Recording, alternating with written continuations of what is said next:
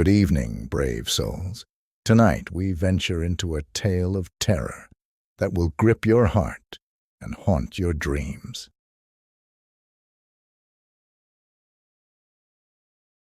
Jacob sat behind the wheel, gripping the steering wheel a little too tightly.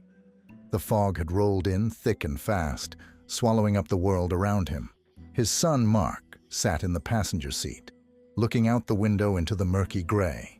They were driving down Highway 22, a long stretch of road Jacob had traveled many times before, but tonight, something felt wrong.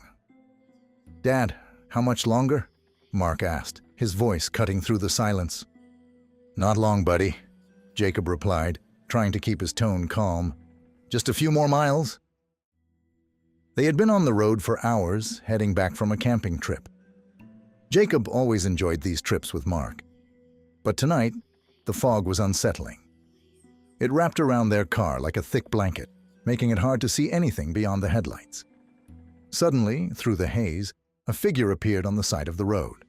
A woman, dressed in a long white gown, her hair dark and wet, hanging over her face. Jacob's heart skipped a beat. "Do you see that?" Mark asked, sitting up straighter. "I see her," Jacob whispered, slowing the car. As they neared the woman, she turned her head, revealing a pale, ghostly face. Her eyes locked onto Jacob's, and she raised a hand, pointing down the road. "Don't stop, Dad," Mark urged, gripping the armrest. Jacob nodded, pressing down on the gas. But as they passed her, the woman's voice whispered through the fog, "You'll never escape." They drove in silence for what felt like an eternity. Jacob's mind raced. Who was that woman? And what did she mean by those chilling words? His pulse quickened, and his palms grew sweaty against the wheel. The road stretched endlessly ahead, and the fog only thickened. Just as Jacob was about to say something to ease the tension, a faint light appeared through the fog, a gas station. It looked abandoned, but the flickering neon sign above the old pumps glowed dimly. Jacob pulled in, hoping to gather his thoughts and check the map. As they stepped out of the car, the air felt colder, heavier. The station was eerily quiet, and the thick fog seemed to press in on them from all sides. Mark stayed close to his father, his eyes wide with unease. "Dad, I don't like this place," Mark whispered. "I know, buddy," Jacob said, trying to keep his voice steady. "Just a quick stop, then we'll get back on the road." Jacob walked toward the station's front door, but it was locked.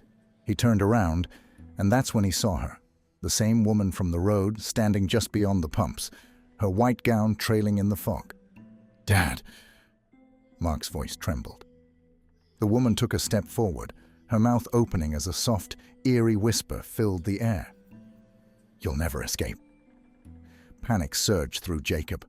He grabbed Mark's hand and bolted back to the car.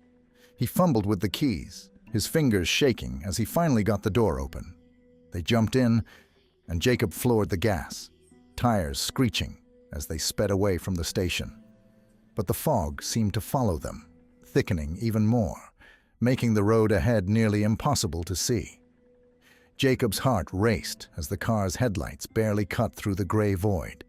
Then, faint whispers filled the car, soft at first, but growing louder. "You'll never escape," the voice repeated, echoing inside their heads. Jacob's grip on the wheel tightened. "Hang on, Mark. We're getting out of here." Mark sat frozen, fear etched on his face. "What does she want, Dad?" "I don't know," Jacob admitted, his voice strained. "But we're not sticking around to find out." As they sped down the highway, the fog suddenly lifted. The world beyond the windshield cleared, and the open road stretched ahead. Jacob let out a breath he didn't realize he had been holding. For the first time that night, it felt like they were free. But as the tension began to melt, Mark glanced out the window, his face paling. "Dad," he whispered. Jacob followed his son's gaze. In the rearview mirror, standing in the middle of the road behind them, was the woman. Her pale face stared back at them, unmoving, her words ringing in Jacob's ears one last time. "You'll never escape."